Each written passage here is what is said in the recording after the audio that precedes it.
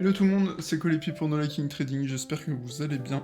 Donc on se retrouve pour la petite vidéo analyse fin de semaine, donc au programme comme d'hab, Bitcoin, Ethereum, les grosses capitalisations qui drivent le marché. Et ensuite on passera un petit peu sur la macro, donc à savoir les taux US à 10 ans, on va peut-être regarder un petit peu de ce côté-là. Et SPX et DXY très probablement. Donc voilà, c'est parti, on va directement attaquer avec le BTC. Donc on va attaquer directement avec le BTC. Donc suite au Jackson Hole de vendredi dernier, on a complètement décimé ce point de contrôle du coup au 21 300, donc il était extrêmement important à conserver ce point de contrôle étant donné que c'est notre point de contrôle annuel. Donc vous voyez qu'ici il y a très nettement plus de volume que par exemple ces deux niveaux, ces deux HVN, ou encore le seuil sur lequel on est actuellement, les 20 126. Donc ils viennent d'être formés, avant c'était complètement flat, hein. Si je dis pas de bêtises, avant ça faisait point de contrôle et ici c'était relativement flat. Donc hop, je vais enlever un petit peu tout ça. On se situe pour le moment aux abords en fait de ce support pardon, des 19 000 $, 19 300. J'apporte pas énormément de confiance à ce support parce que si on regarde sur ce niveau de prix, vous voyez, c'est ça qui vient, donc c'est à partir d'ici on va dire, ce qui fait relativement peu de volume et j'ai absolument pas envie de trust ce support.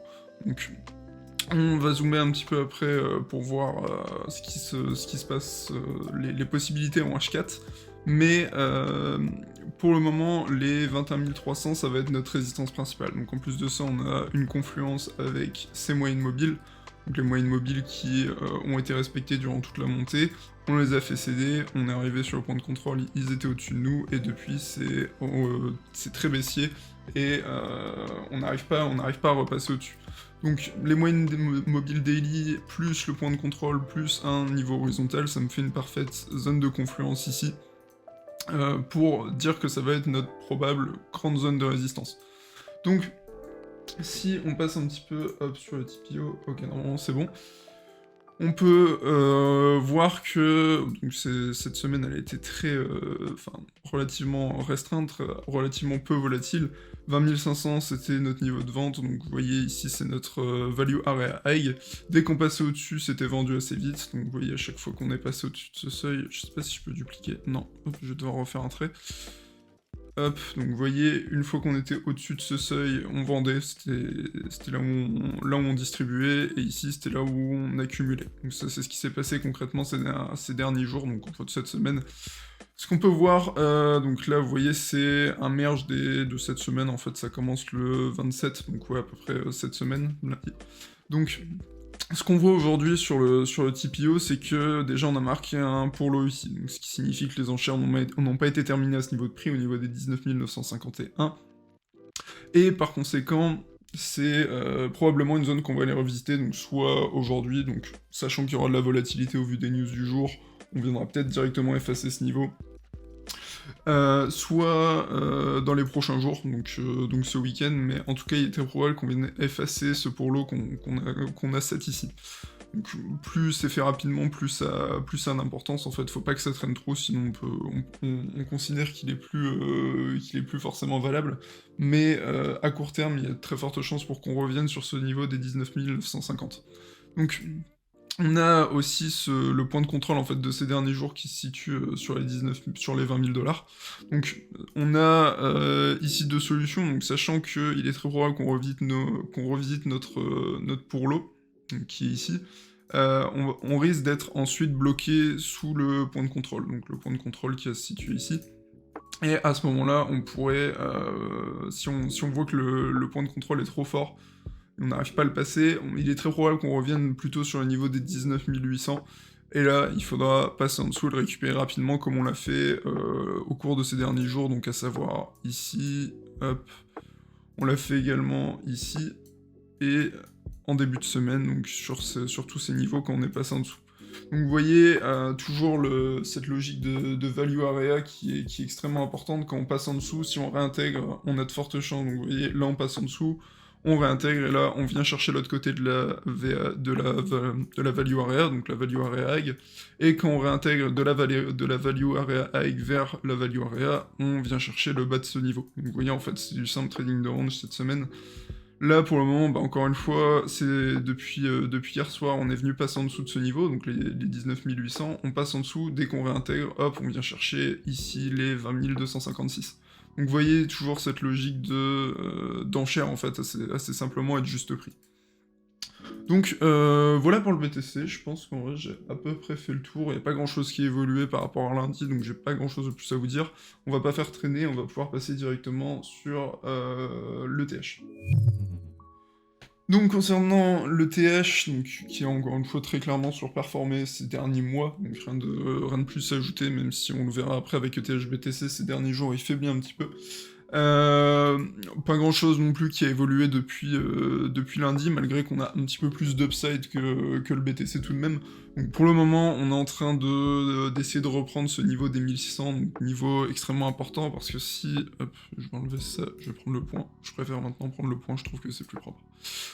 Donc si on arrive en fait à passer, réclamer ce niveau des 1600, 1595, là à ce moment-là on pourra regarder, vers le niveau des 19 800. Donc assez simplement, c'est ce gros niveau qu'on a travaillé ici, qu'on a également travaillé auparavant au cours de 3 reprises, donc c'est pour ça que c'est un niveau qui est regardé par énormément d'intervenants, et qui sera très certainement utilisé comme niveau de prise de profit.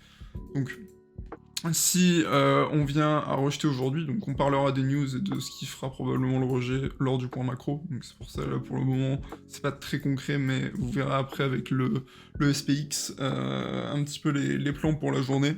Donc on est là pour optimiser le watch time avant tout. Donc si on rejette ici, à ce moment-là on regardera à nouveau du côté des 1424, si forte réaction de ce côté-là, alors on pourra viser les 1595 à nouveau. Donc par contre, et là c'est à mon sens le plus gros problème d'Ethereum actuellement, si les 1424, donc l'ATH de 2018 vient céder, on devrait assez vite se retrouver sur le point de contrôle, donc au 1200. Vous voyez, il y a vraiment une marche. Ça s'explique en fait assez simplement par le fait que... je vais enlever les moyennes mobiles qui ralentissent un petit peu la fluidité. Ça s'explique assez simplement que, vous voyez, lorsqu'on avait passé en fait ces seuils, ces niveaux entre 1200 et 1400, enfin même un peu plus haut de 1400 parce qu'on avait fait un run de 1200 à 1600 très vite, beaucoup de momentum sur ces bougies, donc vous voyez quand on est passé tout ce passage, ces niveaux-ci, il s'est fait extrêmement rapidement et sans trop de retest, donc on est venu retester la TH de 2018, donc plus point pivot, mais ça a été quand même fait très franchement, donc il n'y a pas eu le temps à avoir du volume échangé, et par conséquent cette zone sera très volatile. Donc voilà les quelques plans sur ETH, les quelques points clés, donc encore une fois, pour l'instant j'ai rien dit de très pertinent, enfin très pertinent. Je vous ai juste donné des points clés sans scénario, mais on verra un petit peu après via le SPX comment ça pourrait se goupiller, parce qu'on est encore très corrélé à ce dernier, et par conséquent, à mon sens, c'est vraiment ce dernier qu'il faut regarder en priorité. Donc, concernant le THBTC, donc ces derniers jours, on a eu une petite reprise quand même. Donc, si je reprends de ce point-ci, cette semaine, on a fait plus 8% face au BTC sur le TH. Donc, comme je vous ai dit, le BTC est resté relativement statique. Donc, vous voyez, dans un range assez serré.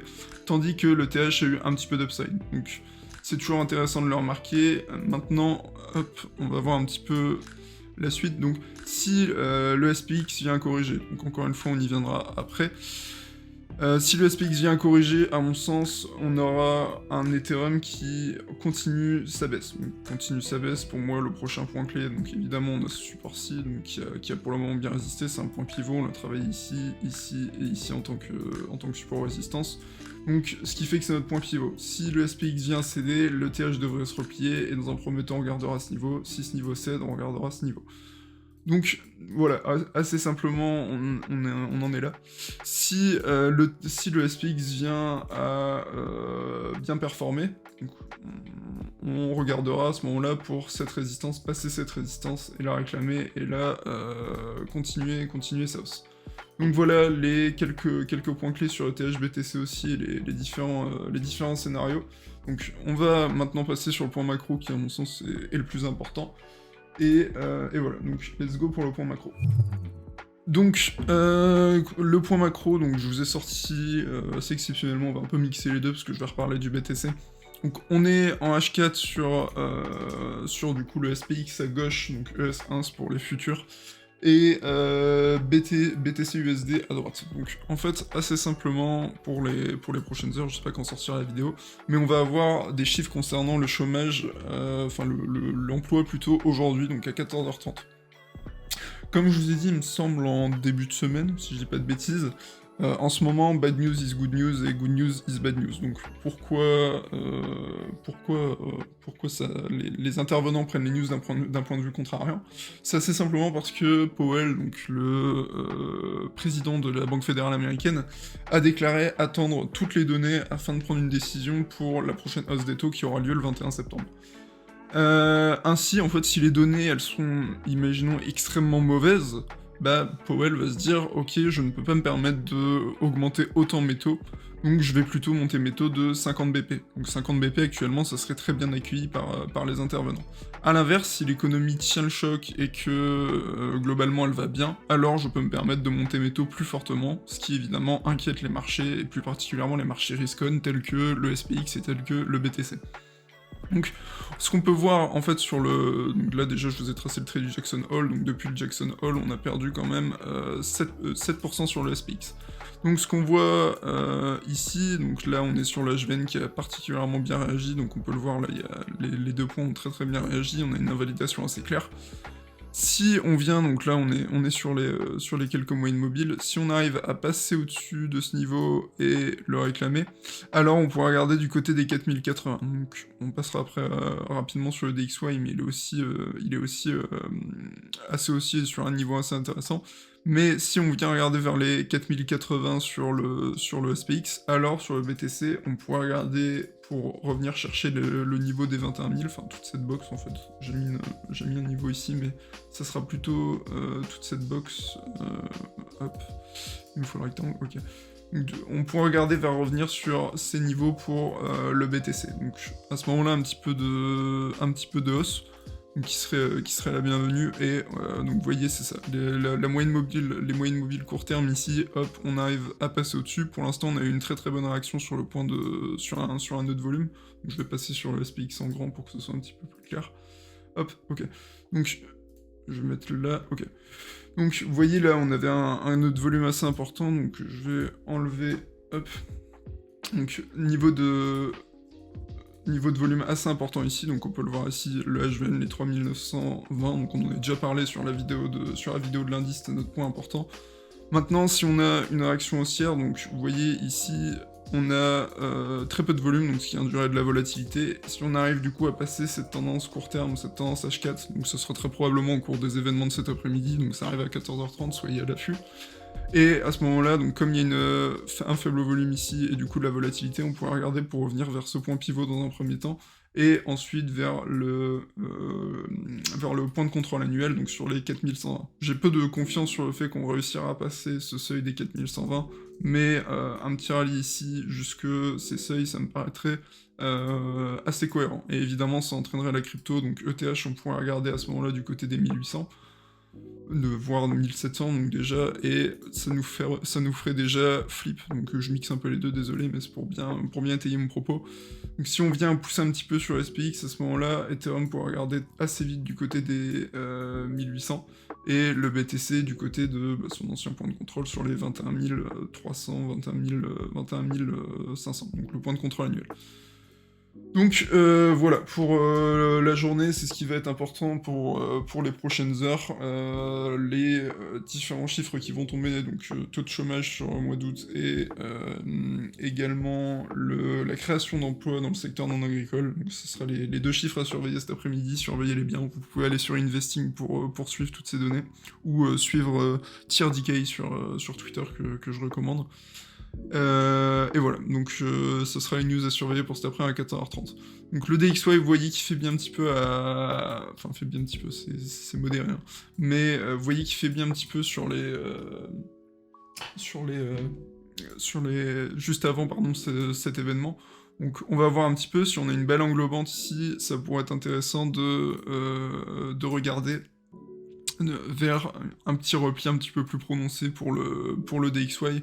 Si j'active, hop, les petites moyennes mobiles, si juste on revenait les tester, ça serait déjà suffisamment intéressant pour qu'on ait un petit rallye sur le SPX et les cryptos. Sans être trop ambitieux, encore une fois, le but c'est pas d'aller rechercher au-dessus du point de contrôle, les 4320, ni rien. On n'est vraiment pas ambitieux à ce stade, juste un petit repli du DXY qui pourrait nous donner un petit peu d'upside sur les cryptos. C'est tout. Donc voilà, je pense que j'ai à peu près tout dit pour ma part. Donc voilà pour aujourd'hui l'équipe, j'espère que ça vous aura aidé, j'espère que ça vous aura plu, donc si c'est le cas évidemment n'oubliez pas le pouce bleu, l'abonnement c'est toujours hyper important pour nous soutenir.